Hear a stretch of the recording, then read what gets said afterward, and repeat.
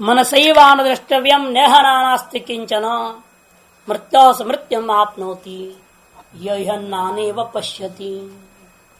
मनसैव अनुद्रष्टव्यम, पहले तो कह दिया मन का भी जो मन है ऐसा जो जानता है, ते निचिक्य हो ब्रह्म पुराणम अग्रियम, ये कहा गया था वे ही लोग उसको निश्चय रूपेण ज्ञान कर पाते उस ब्रह्म तत्व को, जो इस तरह से जानते कि प्राण का भी प्राण है, वह चक्षु का भी चक्षु है, श्रोत्र का श्रोत्र है, मन का भी मन है। अर्थात मन के द्वारा जाना नहीं जा सकता है, मन का मन करके उसे जानो, अर्थात मन के द्वारा विषय रूपेण ग्रहण नहीं किया जा सकता है। जो उसको आप कह रहे मन सही व अनुद्रष्टव्यम, परस्पर विरुद्ध बात है।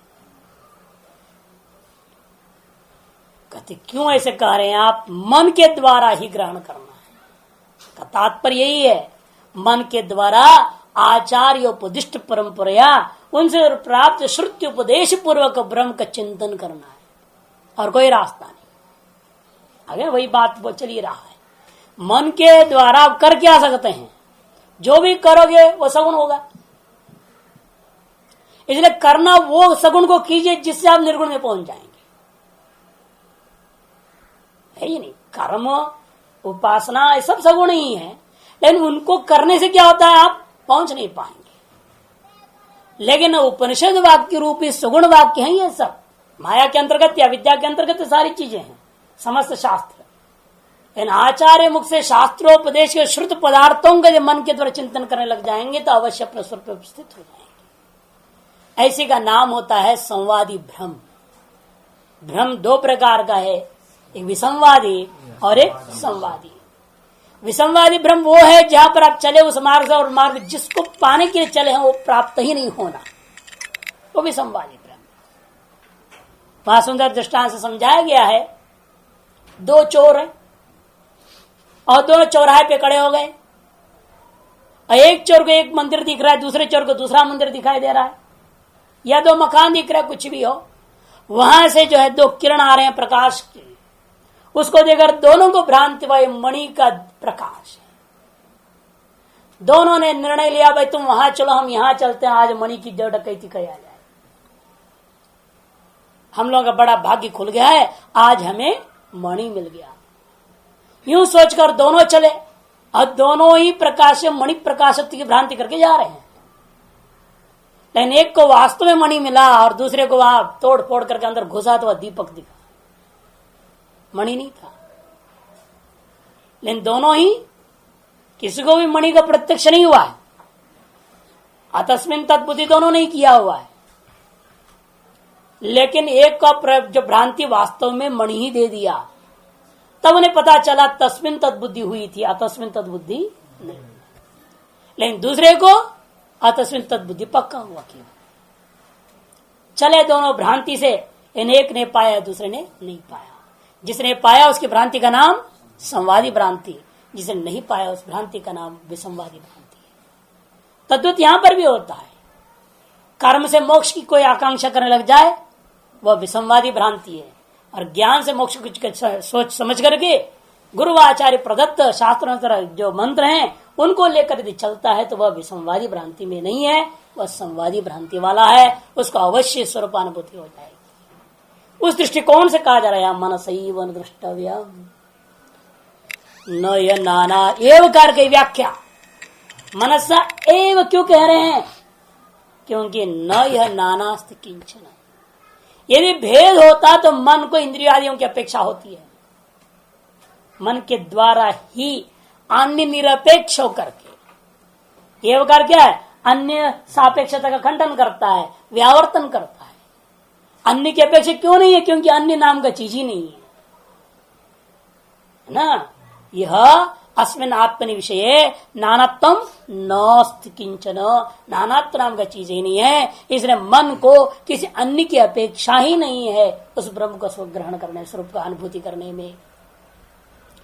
और जो कोई भी व्यक्ति यह अस्मिन् आत्म विषये नाना इव अपि पश्यति, नाना के सदृश भी, नाना के समान देखने लगता है, समृत्योऽपि मृत्युम आपनोति, वह अज्ञान के कारण ही बारंबार जो है जन्म मरण मृत्यु के चक्र को प्राप्त करता है। यह मंत्रार्थ था। भाष्य में देखिए तद ब्रह्म दर्शने साधन उच्यते। उस ब्रह्म दर्शन में ते निचिक्र ब्रह्म, वो लोग ब्रह्म को निश्चित ज्ञानवान हो जाते हैं। कैसे हो जाते हैं? कोई साधन के बिना। कहते नहीं, साधन है मनसैव परमार्थ ज्ञान संस्कृति न मनसा आचार्योपदेश पूर्वकम च अनुद्रष्टव्य। परमार्थ ज्ञान का संस्कार से संस्कारित मन, और वे संस्कार आपने कहा दिया, कैसे दिया? आपने यहां पढ़ लिया नहीं, उसे संस्कारित नहीं हो सकता। किंतु आचार उपदेश पूर्वकम परमार्थ ज्ञान संस्कृति न मनसा एवं अनुद्रष्टव्य। आचार्य उपदेश पूर्वक परमार्थ ज्ञान के संस्कार जो मन है उसी के द्वारा उसका अनुभव करना चाहिए। एवकार केवलम मनो। आनंद गिरी बहुत सुंदर है, देखिए यहाँ केवलम मनो ब्रह्म अविषयी कुर्वद्यपि। यद्यपि केवल मन ब्रह्म को विषय कर ही नहीं सकता। श्रवणादि संस्कृतम तदाकारं जायते, किंतु गुरुमुखादि श्रवणादि की अनुरूप होकर के मन में सामर्थ्य आ जाता है। नहीं तो मन का स्वभाव क्या है? अपने अंदर जो कचरा पेटी में भरा पड़ा ना दुनिया भर वासनाएं, उन्हीं को लेकर नाचता रहेगा वो। जब भी लोग इतना वेदांत सुनने के बाद भी बैठते हैं, फिर भी क्यों नहीं हो पाता चिंतन? क्यों निर्गुण ध्यान नहीं हो पाता है? उपनिषद ध्यान क्यों नहीं हो पा रहा है? कारण यह है, वो अपने मन के साथ जो बैठे हैं उस समय में श्रवण के माध्यम से प्राप्त वस्तु के अगर मन को संस्कारित किया हुआ सम्यक नहीं होता है। अतएव वह मन अपने वासनाओं को लेकर फिर चालू कर देता है, सीनरी सीरियल चालू हो जाता है। अब पुस्तक सामने रहते हुए भूल जाते हैं, तो सो भी जाते हैं, क्या कहना है? इसका मतलब क्या है? श्रवण ही सम्यक होने की योग्यता नहीं रहा है। अंतःकरण का स्थिति क्या है अपने आप आदमी को समझनी चाहिए। जब आचार्य उपदेश पूर्वक श्रवण ही सम्यक नहीं हुआ तो मन में उसकी अमिट छाप नहीं पड़ी है ना। अभी यदि मन में उसकी छाप पड़ जाए तो दूसरी वासनाएं जगेंगी कहां से? लेकिन मन में इसका छाप सम्यक नहीं पड़ा, इसलिए ही मन क्या करता है? अपनी वासनाओं को लेकर चालू कर देता है कि उसके पास तो बहुत माल पहले से विद्यमान है, उसको दबाने वाला कोई ठोस चीज चाहिए ना। यहां उसको दबाने की, जैसे कपड़ा है, कपड़े के ऊपर एक दाग पड़ गया, करोगे क्या? जितना भी साबुन हो दाग नहीं मिट रही, तो ऐसा रंग चढ़ा दो दाग सब मिट ही जाए, वहां से पता ही ना चले। ऐसे रंग चढ़ाना पड़ेगा ना जिससे वो दाग दिखाई ना दे। और कोई रंग नहीं तो पूरा काला कपड़ा बना दो उसको, शनिवार का दिन पहन लेना। तो सारे दाग स्वाहा हो जाते हैं कि नहीं हो जाते हैं? उसी प्रकार सारी वासनाओं को दबाने का एक ही रास्ता है, कहते हैं आचार्य उपदेश पूर्वकम परमार्थ ज्ञान संस्कृति। उसी बात को समझा रहे हैं आनंद श्रवणादि संस्कृतम मन। केवल मन है ना ब्रह्म को चिंतन नहीं कर सकता, ब्रह्म का चिंतन नहीं कर सकता, किंतु श्रवणादि संस्कृतम मन तदाकारं जायते, तदाकार चिंतन कर सके। तेन द्रष्टव्यम, इसलिए ताग श्रवणादि से संस्कृत मन के द्वारा ही उसका अनुभव करना चाहिए। तद उच्यते अतएव वृत्तिव्याप्यम ब्रह्म इति उपगच्छन्ति इति भाव। इसी को श्रुति ने यहां पर कहा, जिसको अन्य शास्त्रों में सभी ने क्या कहा है? वह ब्रह्म वृत्ति व्याप्य, फल व्याप्य नहीं। वृत्ति व्याप्ति होती है, इन मन के द्वारा मैंने इसको जान लिया, ऐसा फल व्याप्ति नहीं हो सकता।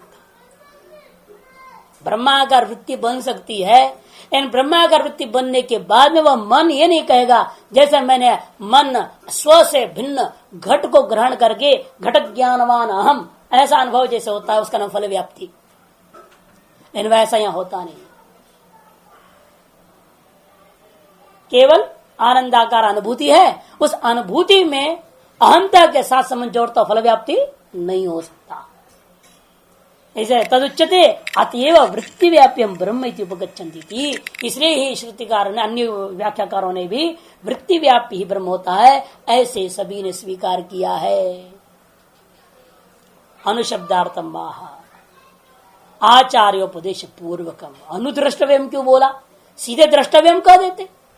अनु का मतलब आचार्योपदेश पूर्वक संस्कारित मन के द्वारा ब्रह्माकार वृत्ति करते हुए ही उस ब्रह्म की अनुभूति की जा सकती है। अत्र तत्र च दर्शन विषय ब्रह्मणि, तब लेकिन विषय होता है शंका कि दृष्टि द्रष्टव्य भाव है, द्रष्टव्यम कह दिया ना, अर्थात कोई दृष्टा है उसका दृश्य ब्रह्म होगा और अतएव ब्रह्म द्रष्टव्य बनेगा। दृष्टि द्रष्टव्य भाव व भेद आपने मान लिया, तब कदे नहीं, न है नानास्ति किंचन किंचित अपि। तत्र दर्शन विषय ब्रह्मणी, दर्शन का विषय ब्रह्म जो कहा गया है, इसमें कहीं भेद की परिकल्पना आप नहीं कर सकते कि न य नानास्ति। एवकार की तरफ बोलता योवकार से योर्थ अवधारण स्वरूप तमेव आह इत्यर्थ। एवकार का जो स्वरूप है, अर्थ है, अवधारण, अन्य व्यावर्तन पूर्वक निश्चय, उसी को हटा रहे हैं। यद्यपि ब्रह्म को द्रष्टव्य कह दिया गया है, लेकिन फिर भी वास्तव में ब्रह्म में दृष्ट द्रष्टव्य आदि भेद नानात्व नाम का वस्तु किंचिदपि न भवति।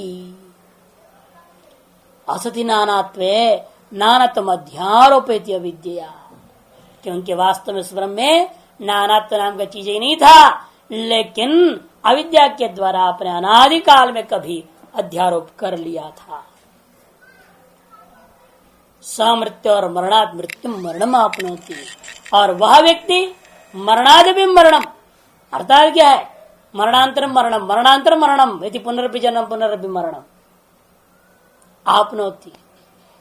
स आपनोति, कहा आपनोति, कोसौ कब कहते, यह नानी व पश्यति, यह नाना इव व पश्यति, मुथ्याभूतम नाना वस्तु सत्यत्व न पश्यति।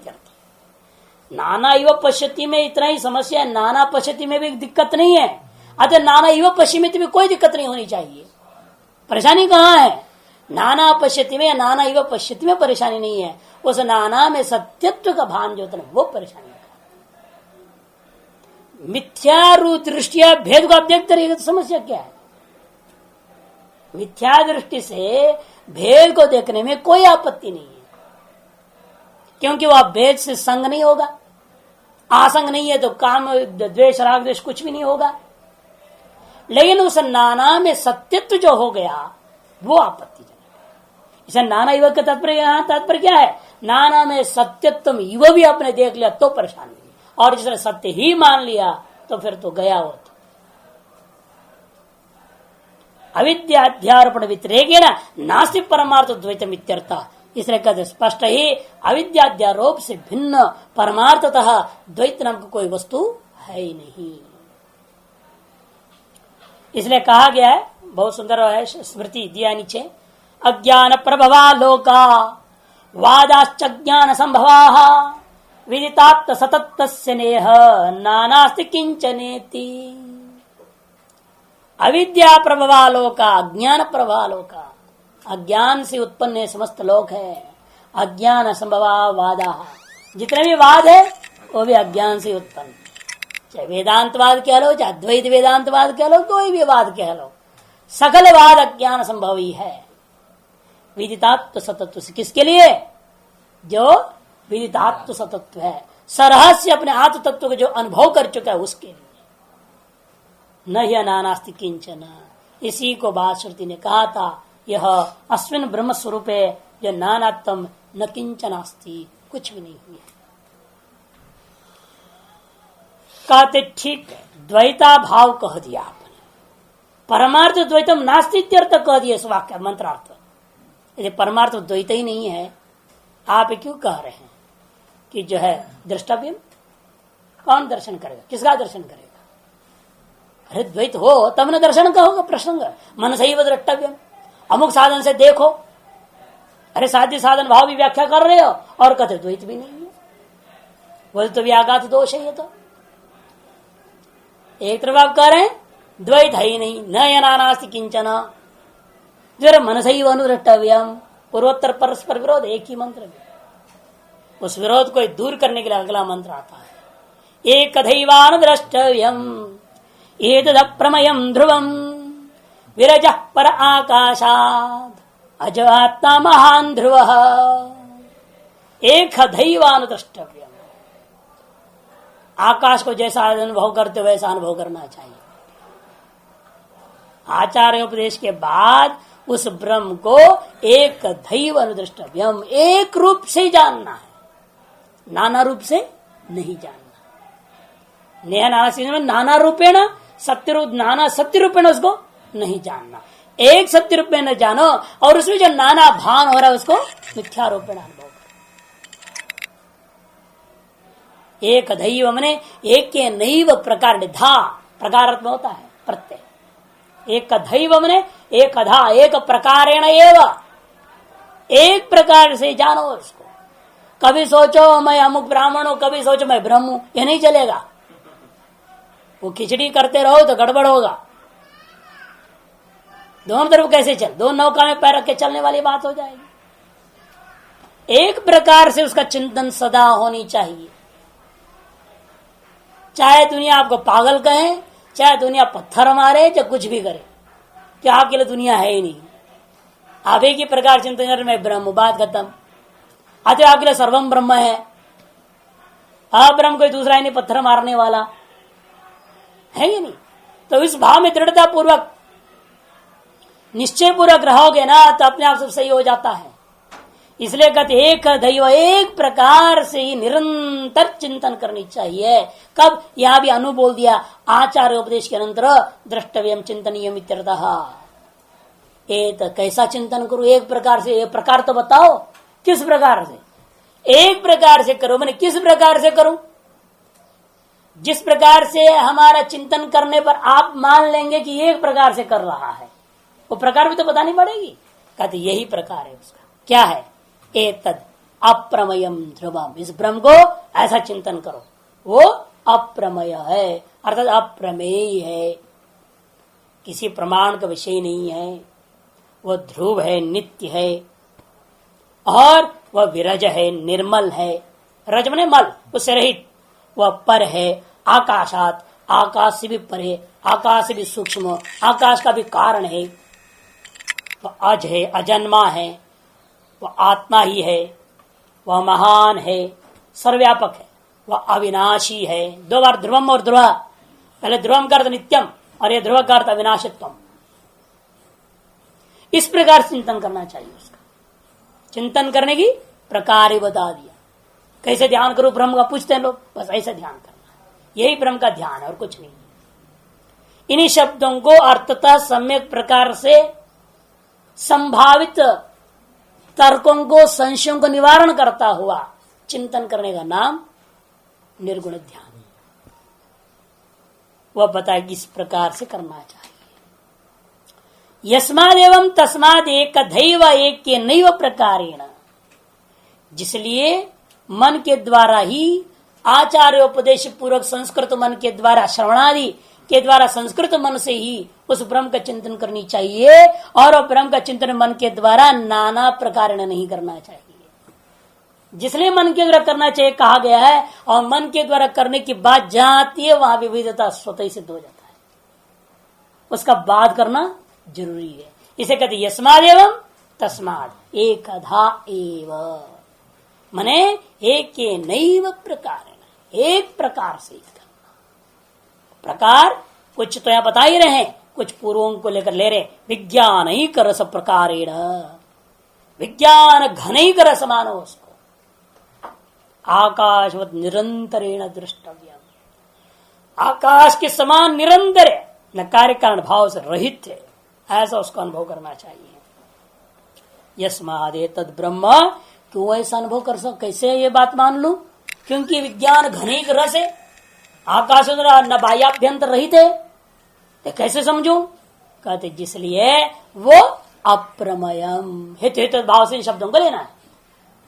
अप्रमयम में अप्रमेयम, अप्रमयम प्रमेयम को प्रमेयम कह दिया मंत्र में छांदस है। क्यों वो अप्रमेय है?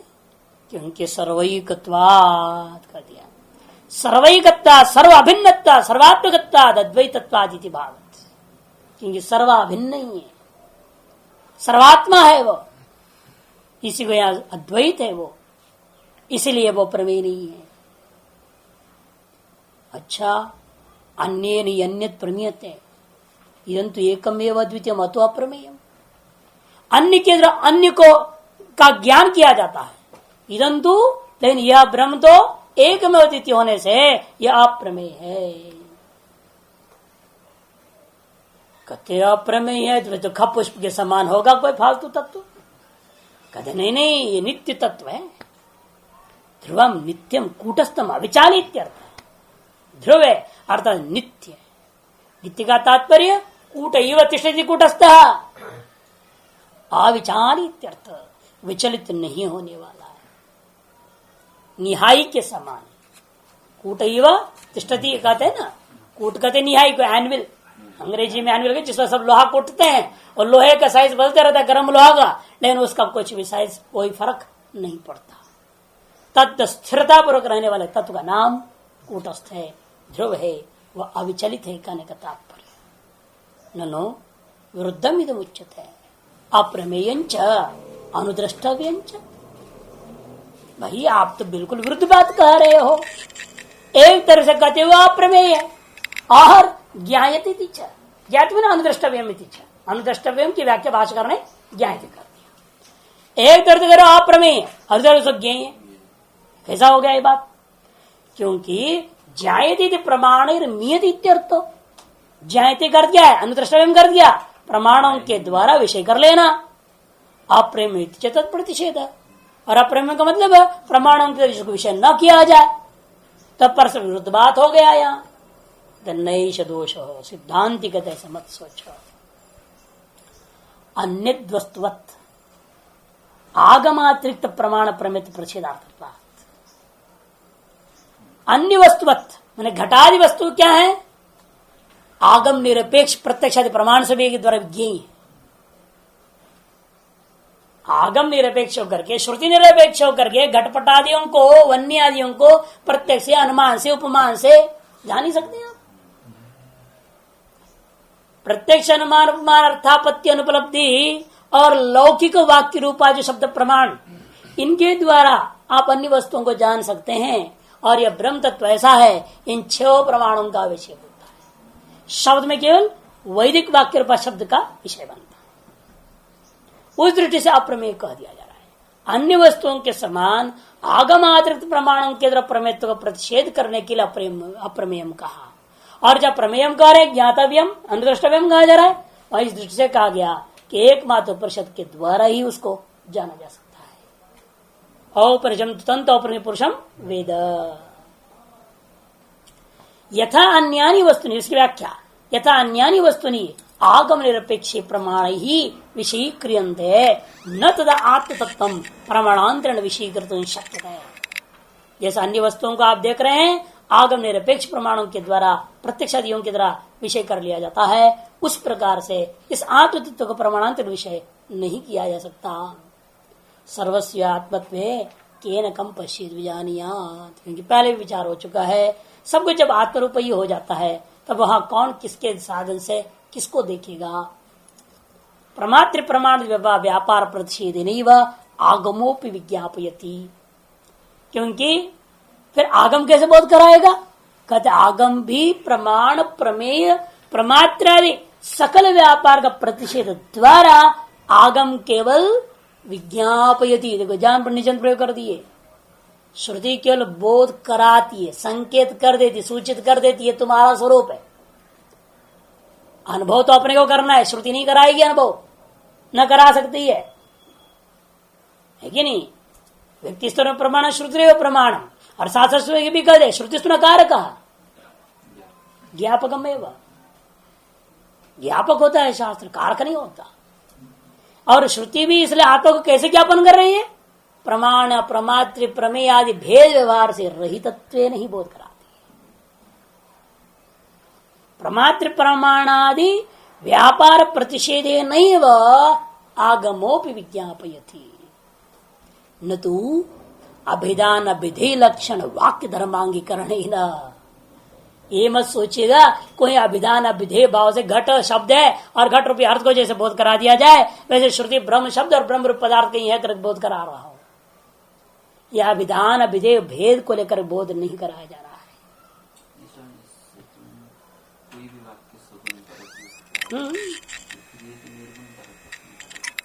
बोध करा रही है तो क्या दिक्कत है? लक्षित तो करना है। लक्षित वस्तु निर्गुण है ना, हम एक नहीं करे वाक्य निर्गुण है, ये कहां बोल रहे हैं? यही तो बात बोल दिया। अभी अंत में क्या रहा? अभिधान अभिधेय लक्षण रूपा जो वाक्य धर्म के स्वीकृति के द्वारा नहीं बोध करा रहा है, यहां स्पष्ट बोल दिया ना, अभिधान अभिधेय लक्षण वाक्य धर्म अंगीकरण न, किंतु सर्वधर्म का प्रतिषेध मुख्य नहीं कथन कर सकता है, नेति नेति मुख से ही कह सकता है, उस लक्षित कर सकता है। और लक्षित किया वस्तु को इन शब्दों के द्वारा उस लक्ष्य पर ध्यान जैसे जाता है, शब्द भी छूट जाएगा, सब छूट जाएगा। जैसे इसलिए पहले ब्रह्मसूत्र में शाखा चंद्र न्याय, तब तक की तो सब चीजें हैं, जब चंद्र दिखाई देगा फिर भी शाखा देखोगे आप, है? शाखा तब तक आपके लिए जरूरत है जब तक चंद्रमा नहीं दिखाई दी, और चंद्रमा दिखाई देने के बाद में शाखा से कोई लेन देन नहीं, शाखा से मतलब ही नहीं, वो तो लक्षक था, वो अपने आप छूट जाएगा, आपकी दृष्टि उस पर टिक गया, बात खत्म हो गई। तो उसी प्रकार यहां पर भी समझना है ना, ये शब्द केवल उस लक्षित वस्तु को बोध कराते रहेगा, आप उसको रटते रहेंगे, संस्कार बनते रहेगी, वासना बनेगी, और वो शास्त्रीय वासना, इसलिए कहा ना लौकिक वासना को हमें शास्त्रीय वासना से काटना पड़ता है, और शास्त्रीय वासना को अनुभूति से काटना पड़ता है, वो अपने आप कटेगा। और शास्त्र वासना बनाते जाइए, और सच्चिदानंद स्वरूप से बताया भी, विज्ञान घन स्वरूप नित्यत्व अविनाशित्व सब विशेषण चिंतन करते जाएंगे, उस स्वरूप पे अपने आप पहुंच जाएंगे। और जितने भी विनाशी विशेषण इनसे आप हटेंगे कि नहीं हटेंगे, क्योंकि जिस चीज का आप चिंतन करोगे उसको प्राप्त करोगे, और अन्य चीज अपने आप से अलग हो जाता है। ये तो चाहे लोक में हो चाहे वेद में हो, सब समान है। इसलिए अगर यो यथा माम प्रपद्यता सदैव भजाम्य, हम जो जिस प्रकार चिंतन करता है हमारे बारे में उसको वही प्राप्त हो जाता है। इसलिए आप यदि अपने स्वरूप के बारे में मैं देवदत्त तो सोचना छोड़ दीजिए, और मैं ब्रह्म चिंतन करना चालू कर दीजिए, ब्रह्म प्राप्त नहीं करोगे, तो स्वरूप की ओर नहीं जाओगे आप। और जहां स्वरूप अनुभूति हुई अहम ब्रह्मास्मि शब्द भी छूट जाएगा, खत्म, कोई जरूरत नहीं उसकी। वो तब तक की न वृत्ति है जब तक ब्रह्माकार वृत्ति की अनुभूति हो, ब्रह्म अनुभूति नहीं होगी ब्रह्माकार वृत्ति द्वारा, तब तक के लिए सब चीजें। इसलिए कहते श्रुति भी अभिधान अभिधेय भाव में भेद निष्ठा जो वाक्य का स्वरूप को स्वीकार करते बोध नहीं कराता है। यदि वैसे कराएगा तो इससे भी अप्रमानुभूति नहीं हो पाएगा। इसे कहते हैं अभिधान अभिधेय लक्षण वाक्य धर्म अंगीकरण न अंगीकरण, ऐसा न कर देना। क्यों ऐसा है ये भी समझना है ना, कि शब्द प्रवृत्ति का कारणभूत जो है वो कुछ भी ब्रह्म नहीं है। शब्द प्रवृत्ति का कारण क्या है? जाति होना चाहिए, गुण होना चाहिए, क्रिया होनी चाहिए, अखंडोपाधि होनी चाहिए, और कुछ ही ब्रह्म है ही नहीं। न ब्रह्म में कोई उपाधि है, न ब्रह्म में कोई जो जाति है, न क्रिया है, न गुण है, तो कैसे उसे शब्द प्रवृत्त होगा?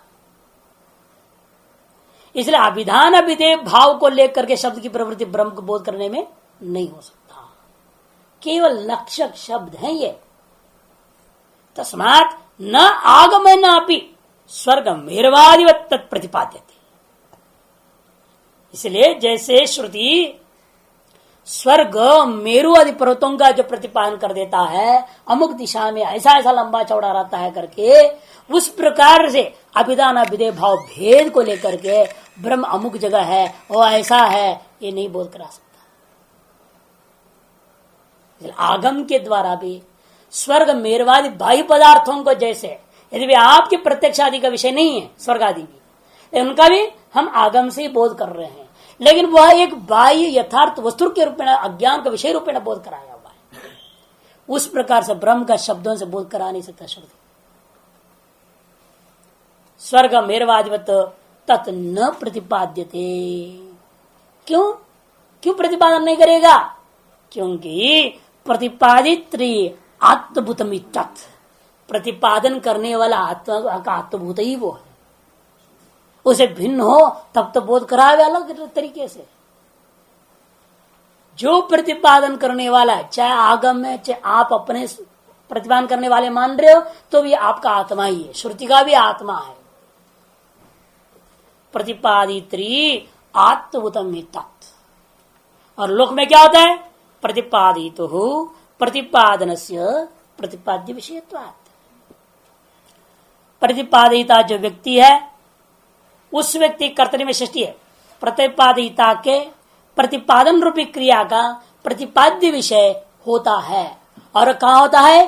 भेदे ही सती तद्भवती, और भेद होने पर ही यह सब व्यवस्था होती है। मैं प्रतिपादक हूं, मेरे द्वारा प्रतिपाद्य विषय है और उस विषय का मैं प्रतिपादन करता हूं। ये त्रिपुटी व्यवहार तो भेद में ही होता है।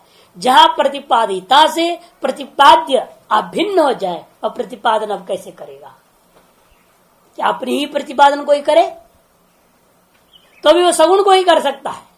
जब अपना स्वरूप निर्गुण है, उस निर्गुण निराकार जो विज्ञान घनी रस स्वरूप वही प्रतिपादिता है, वही प्रतिपाद्य, वही प्रतिपादन होगा। उसका अतिरिक्त प्रतिपादन की प्रक्रिया ही नहीं हो सकती है।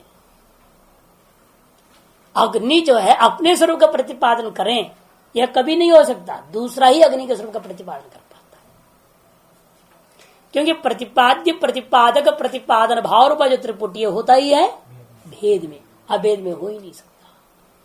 इसीलिए कहने का तात्पर्य है आगम के द्वारा भी निस्सामान्य विशेष रूपत्व सर्वदा विषेकता, निस्सामान्य विशेष रूपेण, क्योंकि न सामान्य कुछ है इस ब्रह्म में, न विशेष कुछ है।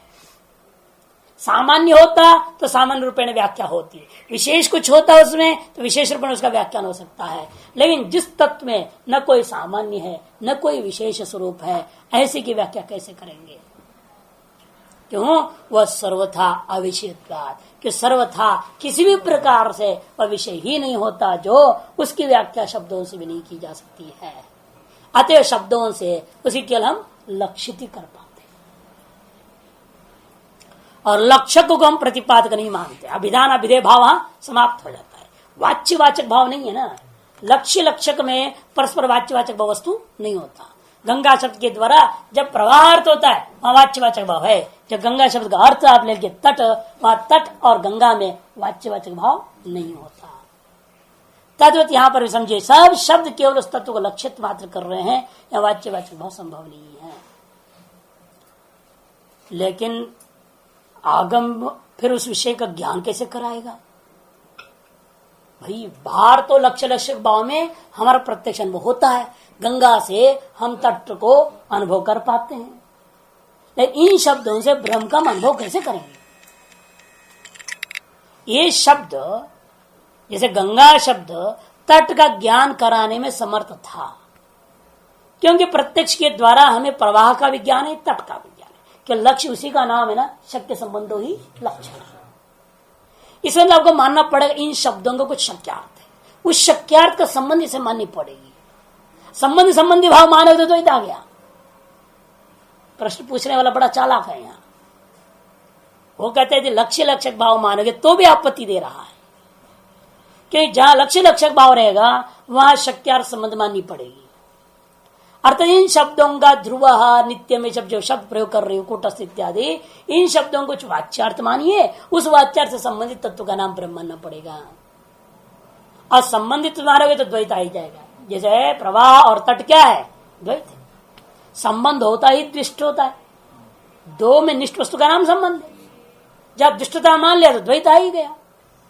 इसलिए आप इन शब्दों के द्वारा, आगम के द्वारा भी ब्रह्म विषय ज्ञान कैसे पैदा कर सकोगे? नहीं कर सकते हो।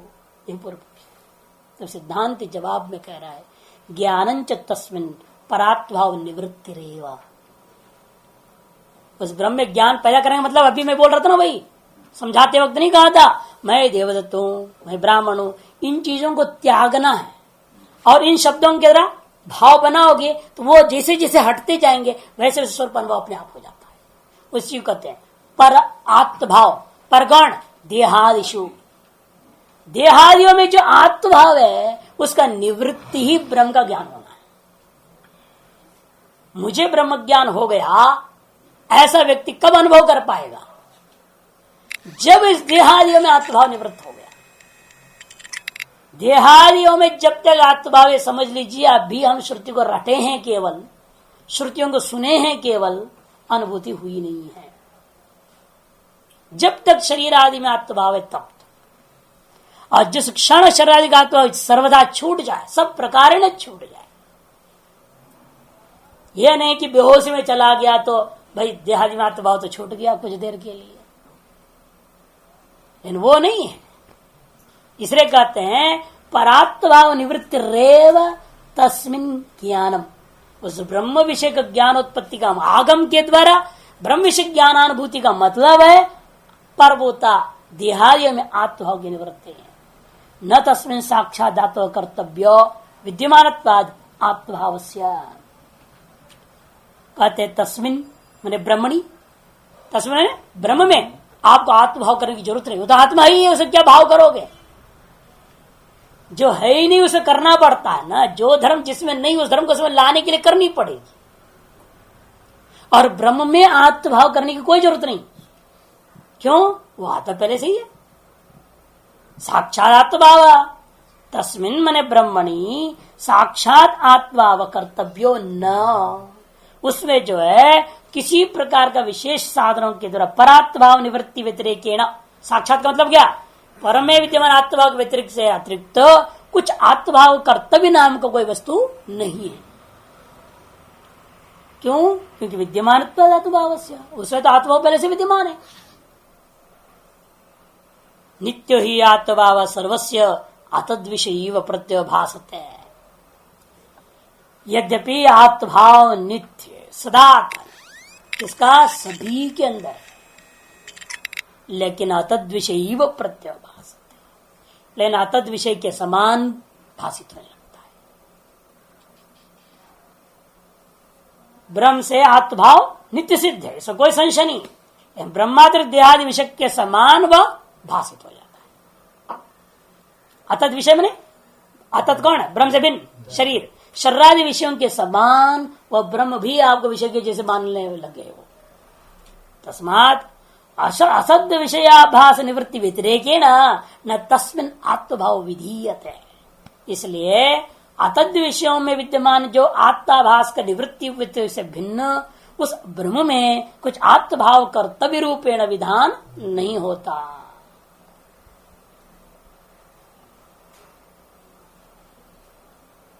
क्योंकि पूर्व पक्षी शंका थी, यदि ब्रह्म में नित्य आत्मभाव है, सदा है, फिर क्यों भाषित नहीं होता? उसके जवाब में कहा यद्यपि नित्य है फिर भी अतद विषय के समान भाषित हो जाता है। अनादि अविद्या माया के कारण से जो तादात्म्य अध्यास हो रखा है, वह तादात्म्य अध्यास के वजह से उसको आत्मा को अनात्म रूपेण देखला है और अनात्मा को आत्म रूपेण ग्रहण करता है। अन्यात्म भाव निवृत्तौ आत्मा स्वात्मनि स्वाभाविको यह स केवलो भवती आत्मा ज्ञायते इत्युच्यते। केवल एक औपचारिक प्रयोग है, ये व्यवहार है कि आत्मा का ज्ञान हो गया, ये ब्रह्म ज्ञानी हो गया, ये केवल औपचारिक व्यवहार होता है। वास्तव में न उसने ज्ञान को पैदा किया है, कर ही नहीं सकता है कोई। क्यों? अन्य में देहादियों में जो आत्मभाव था उसकी निवृत्ति होने पर जो आत्मभाव है वो अपनी आत्मा में स्वाभाविक है। स्वात्मनि स स्वाभाविक, जो स्वाभाविक है वह केवल है। केवल है का मतलब क्या? केवल का तरह असंकीर्ण है, अप्रतिबद्ध है, किसी भी प्रकार के उपाधियों से बंधित भी नहीं है। इसी दो ध्यान में रखते हुए लोक में व्यवहार करते हुए कहते हैं आत्मा ज्ञायते इत्युच्यते। स्वतश्च अप्रमेय, लेकिन वास्तव में वह स्वतः अपने आप में अप्रमेय है। प्रमाणांतरण न विषीक्रियते, इसलिए प्रमाणांतर के द्वारा उसको कोई विषय नहीं करता। इति उभयमपि अविरुद्धमेव, इसलिए ज्ञायते कहना और अप्रमेय कहना दोनों में कोई विरोध नहीं। ज्ञायते जो व्यवहार है वह केवल अज्ञान निवृत्ति को लेकर के है, परात्म भाव का निवृत्ति को लेकर के अज्ञायते कह दिया जाता है। स्वतः में वास्तव में वह किसी भी प्रमाण का विषय न होने से उसका प्रमेय कहा गया। दोनों ही अपने अपने स्थान पे, इसलिए यथार्थ सिद्ध हो गया। विरजो विगत रजो, रजो नाम धर्माधर्मादि मल तत्रहित। रज क्या है? तो धर्म अधर्म पुण्य पाप यही मल है, यही रज है। इससे रहित होने का नाम विरज है। परः परो माने व्यतिरिक्त सूक्ष्म व्यापी, पर माने व्यतिरिक्त है। किससे व्यतिरिक्त है? कहेंगे आकाशादपि, पंचमी अंत आगे आ रहा है। सूक्ष्म व्यापी है, किससे? आकाशादपि अव्याकृताख्यात, अव्याकृताख्य आकाश से भी वह पर है, सूक्ष्म है, व्यापी है, कारण रूप है। अजो न जायते त्यजः जन्म प्रच्छेदात उत्तरी विभाव विकारा प्रतिषिद्धा। जन्म का प्रच्छेद होने मात्र से षट भाव विकारों में से जब जन्म का निषेध कर दिया, पहला वाला ही नहीं है तो बाकी भी नहीं है। अस्ति न जायते, अस्ति वर्धते, विपरिणमते, अपक्षीयते, विनश्यते। सर्वेशाम जन्मादित्वात्, बाकी जितने भी है वो जन्मा, सर्वेशाम भावी कारणम जन्म आदित्वात्, सभी भाव विकारों में से जन्म कौन है? आदि विकार है। ये भी अलग छापर स्पष्ट हो जाता है। जन्म आदित्वात्, आदित्व ने प्रथम विकारत्वात्, वह प्रथम विकार है और प्रथम विकार का निषेध हो गया तो उत्तरवर्ती विकार के होने की संभावना ही नहीं। जब दही नहीं बनने दिया आपने, दूध को पी गए तो कहां से मक्खन बनेगा, कहां से घी बनेगा, है ना? अब दूध को पी जाए कोई और सोचे अब दही बनाऊंगा और मक्खन निकालूंगा, घी बनाऊंगा, तो कैसे बनाएगा वो?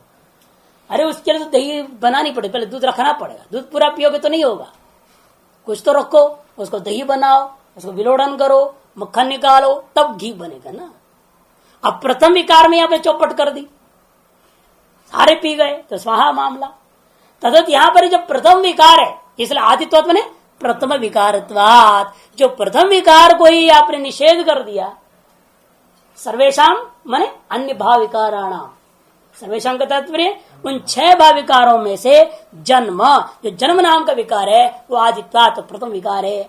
उसका जब निषेध हो गया तो उत्तरवर्ती होने वाले समस्त विकारों का स्वतः ही निषेध हो जाता है। आत्मा महान, और आत्मा इस शब्द की व्याख्या करते नहीं, वे कई बार कह चुके हैं। आत्मा को ब्रह्म के लिए कह दिया। महान परिमाण तो महत्तर, सर्वस्मात्, सर्वस्मात् अन्यस्मात्, जितने भी दुनिया में पदार्थ हैं उन सभी की अपेक्षा से परिमाणतः महत्तर है वो। ध्रुवो माने अविनाशी।